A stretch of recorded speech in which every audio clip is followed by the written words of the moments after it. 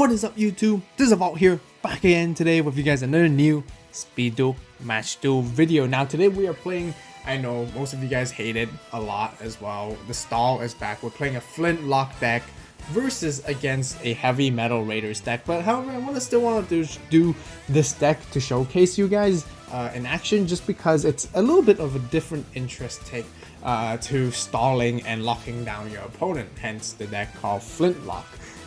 So yeah, we are playing against Heavy Metal Raiders, and let's just get right into it. But hopefully this is gonna be one of the last few stall videos I'm gonna do for a while until the new set hits. So we're not gonna be doing any more stall decks. I mean, it's already almost May or April. It's towards the end of April and very close to May by now, and just a few more days, just a few more weeks, we're getting those Speed Duel starter decks coming up. So hopefully those decks will eliminate all the stall. I don't really like it as much, but you know, just for you guys to learn more about Speed Duels, that you know, stall decks are a huge thing in Speed Duels in the current format still. And yeah, just really want to showcase you guys this different combo. It's a little bit different than the regular stall. It has its own taste and flair to it, so we'll get right into it. Anyways, we want the stone, paper, scissors. We're gonna make our opponent go first since we are stall. You know, we want a little bit more resources as always, but you know, this deck can still go first a little bit, okay? I'll take that back. I would say this deck doesn't go as well first, honestly, despite it being a stall deck.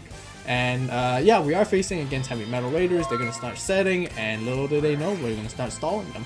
So we play basically Flint Lock right here, lots of Flint to combo well as well. We play Mask of the Accursed, which is basically the burning deck, that the burning part of it that shaves off their life points bit by bit, and then basically our winning condition is from there. Or alternatively, we can play Flint Lock with Flint, which is also in our deck, and then basically deck them out right there. We have played Switcheroo once again because you guys can play Destiny Draw if you guys want as well, but Switcheroo just seems to be coming in handy a little bit more better in the early game as well to really grab you the cards you need. So we're gonna flip that up immediately and put one of our Flint Locks back. We don't need two in our hand currently. We'd rather draw into a trap like this, for example, Floodgate Trap Hole. We'll play a 3 of in this deck to really basically just render all their monsters useless as much as we can, and basically stall from there so they can't attack. So that's also one type of version to stall your opponent out. So this is definitely what we want to draw into. Perfect draw, so we're going to set that, and then we're going to set our Man-Eater Bug, part of the old stall destroying aspect to destroy their monsters and any key monsters that can attack. Definitely really great because it can target any monster on the field. So that's really good. Right here, they're going to flip out their Dekoichi, basically playing their Heavy Metal Raiders. You guys have been seeing us playing the Heavy Metal Raiders deck probably several weeks ago already. If you guys haven't, be sure to check out that one. The Heavy Metal Raiders deck is quite fun to play, honestly. But it's kind of interesting how we're doing sort of like a Bandit Keith versus Bandit Keith today. They do play the Iron Draw, so once again, the great draw power. They play Bashing Shield in their build to really power up either Blast for the Dekoichi, which is definitely strong. So we're going to swing in into attacking our Man-Eater Bug. So right here we have an option. We can destroy the Dekoichi just to mitigate the damage we take, but Blast Spear is just way too annoying because it's equipped with Bashing Shield. So we're going to destroy Blast Spear instead.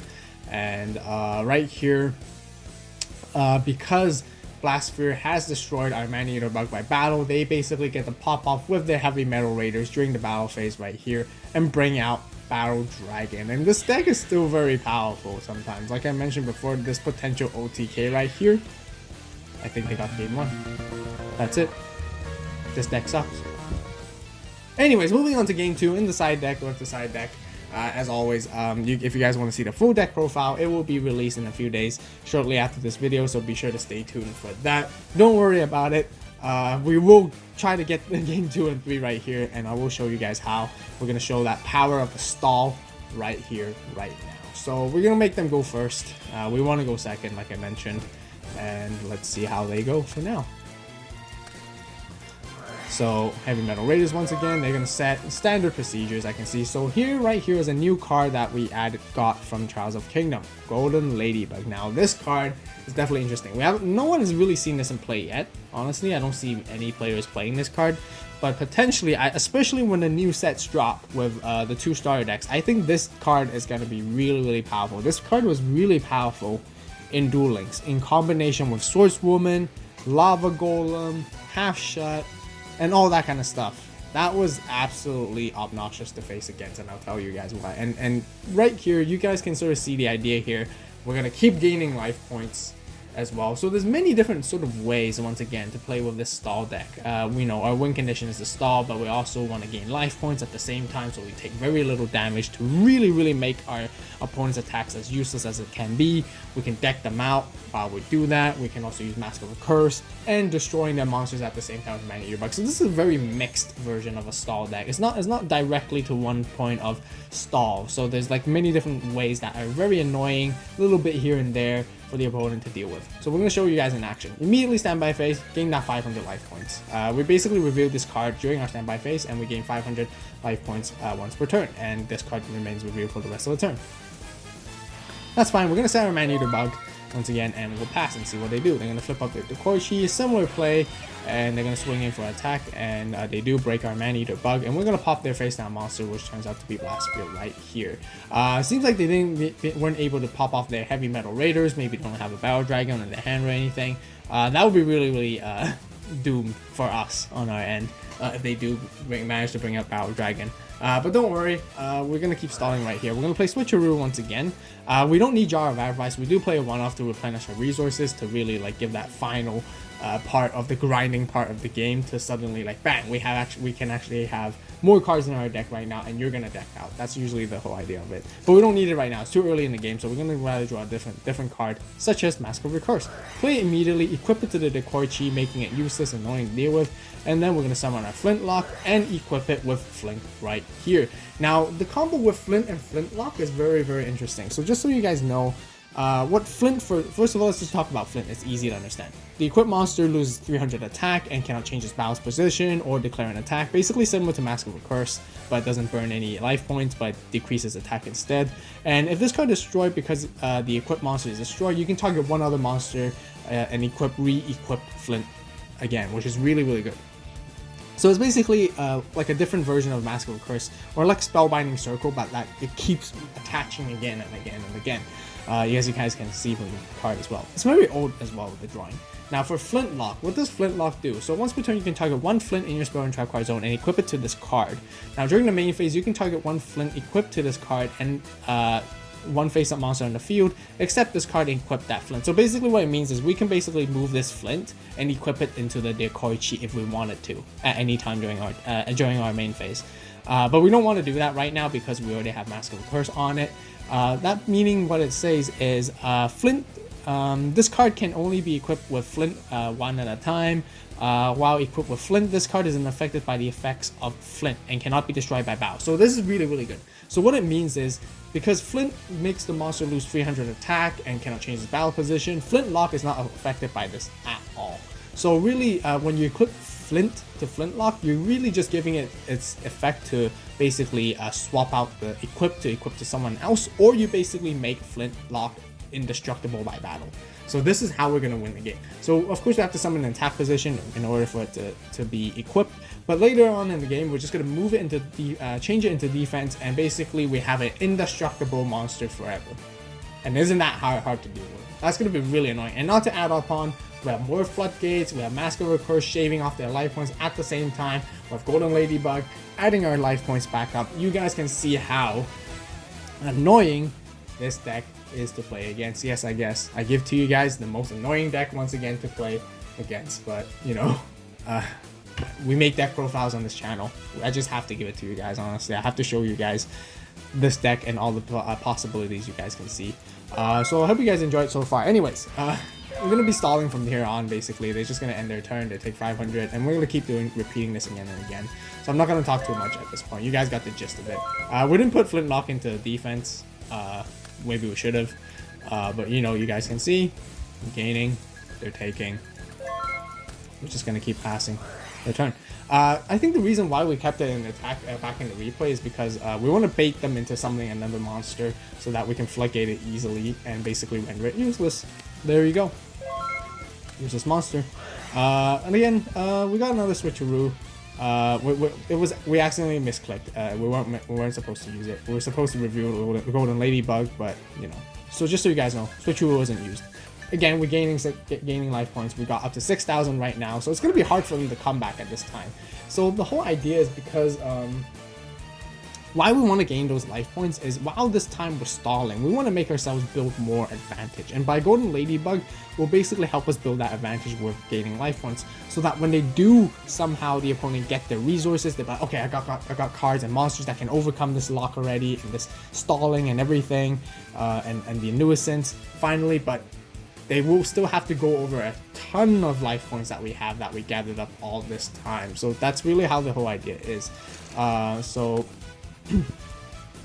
Right here, we do shuffle back Jar of Avarice, I do believe, because we don't need it. It's too early once again, and basically draw different cards. Now, the reason why Flint was destroyed was because they did summon Cyber Raider, and the Cyber Raider effect does go off whether it's like floodgated or not anyways, so that's the reason why the Flint got destroyed, which is unfortunate. So it's kind of counter. This card is kind of counter to our deck as well. So now our Flint Lock is weak. It's got no equips, and we're still not going to put it into defense just yet because we want to bait them into summoning more monsters. They can't even attack us anyway, so we're kind of just like cheesing them at this moment. Sure, bring out their Blast Sphere. We're gonna floodgate you.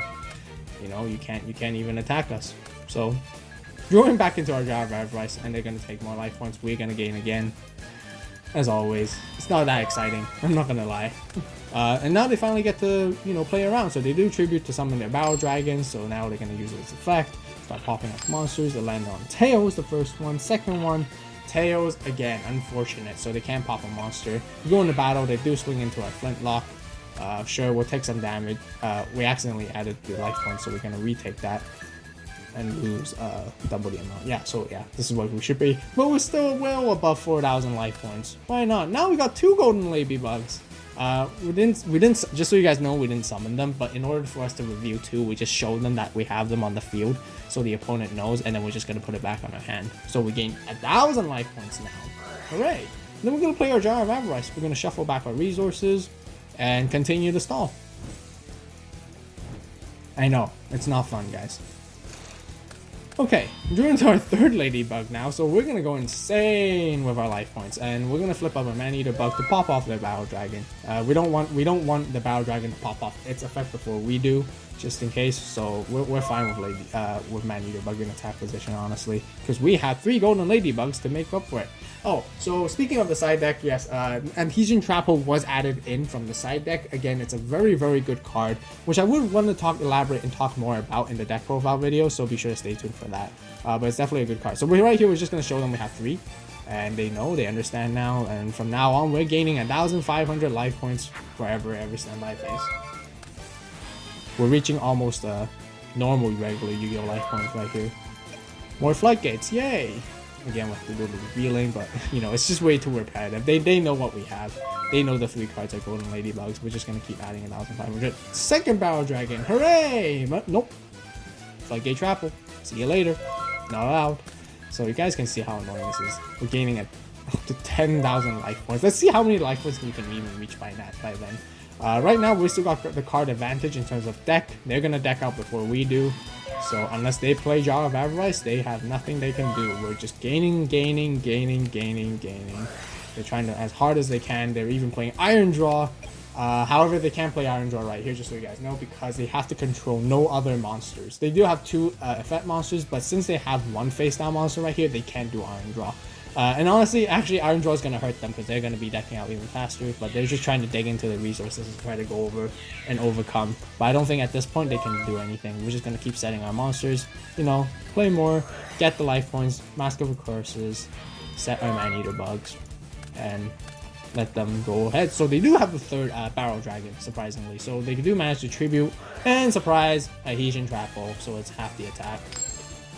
And that's the reason why Adhesion Trapple is really good. It's because Flint Lock with Flint is at 1500. It's not a high attack, but basically your opponent has to summon monsters that are basically more than 3,000 attack in order to overcome Flint Lock when we do play Adhesion Trapple. Because if they play a 3,000 monster, we're going to play Adhesion Trapple, and it's going to be half the attack, so it's only going to be 1500, and they can't destroy Flint Lock by battle. I mean, they can crash into it and we both get destroyed together, but if we have Flint equipped to Flint Lock, basically it doesn't get destroyed by battle even. So it just really renders them even more useless, especially with the life point gain we have. And this is why Adhesion Trap was so good. So they're gonna be flipping. They put a counter just so we all know that it's Adhesion Trap mode. At this point, they can play their Iron Draw and see their final plays. Bashing Shield, they're going ham. They're going to try their best to attack and deal damage to us, but no, Man-Eater Bug. See you later. And draw into our last card. Gain 1,500 life points again just for lows. And right here, we got game 2. So this deck doesn't suck. This deck is actually very powerful, very obnoxious to play with. We just got unlucky in the first duel, just letting you guys know. So moving on to game 3. So once again, I apologize for you guys. This is a little bit longer. We are playing a stall deck, and this is taking a lot more time than usual. I personally don't like playing stall decks, but it's really just for the content and just to show you guys that you know, this is a deck idea that can potentially become a thing. Just so you guys know. But yeah, stall is going to be a huge problem. I can totally see that, even with the new set coming up. So I'm going to be pretty scared about that. So once again, we're going to do our standard combo. We did go first. We set up our traps. We got Blast Out by Tribute. We know this is a great card to side in because they play Battle Dragon. We saw them tribute 3 of them. They have 3 of them in their deck, so they can utilize Tribute Summoning. And if they were to swing in with one, we're gonna blast them for good. We're gonna swing in for a Flintlock right here. I mean, when there's a wide open attack, go for it, deal some damage right here, and win from there instead. And then later on, you can let your Master of Curse to shave off their life points, as I mentioned before, and win from there as well. Multiple win conditions. Another Man-Eater Bug, that's great. We're gonna not attack with Flintlock, I think. You know, just in case it was a Blast Sphere, that wouldn't be good. And turns out to be a Blast Sphere, so, you know, no risky attacks. But their Blast Sphere can destroy our Flintlock. We got our Flint combo once again. We're going to flip up Man-Eater Bug and destroy that monster. And then we can also do Flintlock and attack here. And can we swing in for game? We're basically 100 attack points short from gaming them right here. But here's the other alternative strategy to win. Flintlock can still battle. It's still got 1500 attack and it's still something. It still does damage as well. If the opponent has no resources or monsters to be summoned to protect themselves, go ahead and attack them. But once again, we're not going to make random decisions into attacking any monsters, just in case it was Blast Sphere. Making sure that their Blast Sphere is useless. We got our Golden Ladybug review, gain our 500 life points, and basically start that snowballing here once again, so that they're in great pressure. The Koichi, it works really. This stall deck actually works really. It's more like a counter to Heavy Metal Raiders deck. Directly, even because they draw so many cards with like the Koichi and Iron Draw, as you guys can see. And they're just going to deck themselves out even faster, but they know they have to go fast. If they don't, they will lose this game. They know that they have to end the game quick. They're going to desperately attack into our Flintlock. Sure, we'll take that damage. We accidentally gained. We should have decreased, so we do take that damage, to be fair. So we have 3,600. Sure, we'll let them attack. We're totally fine still, honestly. We're going to gain 500. We're going to switcheroo. We got 2 Flints. We don't need it. We're packed with our Spell and Trap card zone at this moment. We're actually kind of scared. They could take this game at any second now because we have a Blessed Howl by Tribute, but none of their monsters are not equipped yet. It was a mistake to even set the Floodgate Trap holes. We should be saving a space for ourselves, so we're actually making it harder than it is at the moment. And, you know, you guys can see they can potentially win from here. So, you know, we take 2,400, and then we take the other attack of 1,400 as well. We have only 300 life points left now. Are we able to turn this over? Yes, we can. It's because we drew into Man-Eater Bug. We gained 500 life points with Golden Ladybug once again. We're going to stop revealing because the opponent knows already by now. We're going to set one and see how they go. Oh, okay. They're kind of scared. Okay, I see what they're trying to go for. They're afraid, and they're afraid it could be anything, but they're going to... I don't know why. I don't know why they summon Battle Dragon. I mean, they kind of have 2 really good monsters, but I guess they just don't know what all these cards were, I guess, suppose. They're not supposed to know that it was Floodgate. We have Floodgate. We're thinking, should we use it here? Or should we wait for them to attack and game them with Blast Out by a Tribute? Now, to be safe, just in case, we do play Floodgate. Just in case. We're 1 attack away from death as well. So we're just going to wait. And we might even cheese them with a Man-Eater Bug attack instead. But anyways, we're going to show them that we have 2 Golden Ladybugs. We're not summoning them. We're just showing that we have clearly that we have 2, revealing 2, and gaining 1,000 life points back. And then right here, we're going to save our space just in case we need to use Flint or Mask. And then we're going to flip up our Man-Eater Bug, pop the Battle Dragon, and let's go here. Before we attack, we're going to shuffle back one of our cards, and we don't need the other Blast Card by Tribute yet. We got one already. We got another Floodgate. We're going to set another Floodgate. I did say we were supposed to save a space, but I don't know what the hell I was doing back then. I decided to set another card because I see Floodgate. Gotta set it. Bad mistake. Anyways, Kunai attacking Maneater Bug, trying to go for game and forcing them to use their Kunai. Sure, go ahead. We're gonna keep setting. Okay, that's totally fine on our end as well. Drawing back Blast Card by Tribute again. I guess we only have like 8 cards left, so it makes sense. All that aren't randomization, but no more switcheroo for us, by the way. Passing our turn and see what they can do from here from now on. We're gonna use our Floodgate now. You know, honestly, they're gonna flip up. They're gonna summon a Cyber Raider. We're gonna Floodgate that, stop them. No attacking. So sure, they'll attack our Maneater Bug, and then we'll play draw into our Flint right here, gain our 1000 life points. We're basically back to normal life points eventually. We're gonna do a Cheeky Mask of the Accursed for the final part, equipping to the Decoy Chi, and wait for next standby phase and win the game. Oh, and surprisingly, they play Wild Tornado. I believe they probably side this in just for whatever occasion, but I don't know why they don't play Dust Tornado. Not too sure, but sure, okay, Wild Tornado. Maybe it's good for counter back row removals, I guess.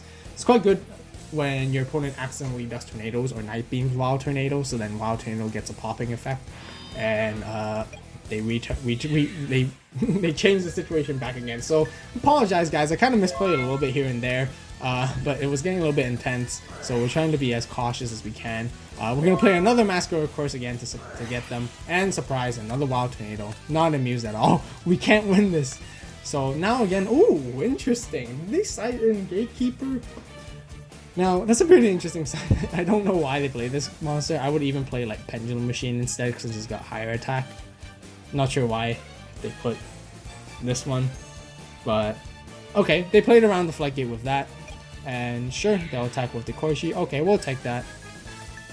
And they'll attack with Gatekeeper, and bang. Surprise. Flash by held by a Tribute. I don't know why they play Gatekeepers. Honestly, very, very, very random. I forgot their reasoning. They kind of told me afterwards, but well, probably because it got really high defense. It's got higher no, that doesn't. No, it's not that high. Pendulum Machine has higher, right? Yeah, I think it's got 2000 defense, Pendulum Machine.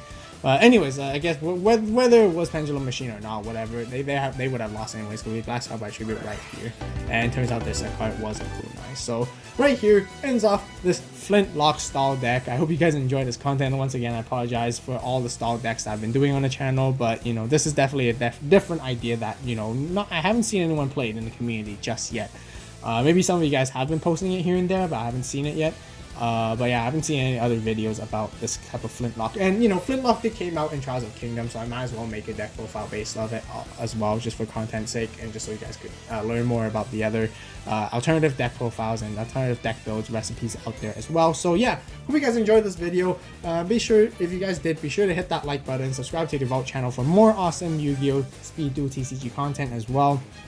Really appreciate it if you guys could share the channel with any of your friends or family who play Speed Duels as well. Be sure to have them check out this channel as well. This is the perfect place to be to learn about Speed Duels for beginners, competitive, casual, whatever you guys want to talk about on Speed Duels, all on here as a full package for you guys as well. So yeah.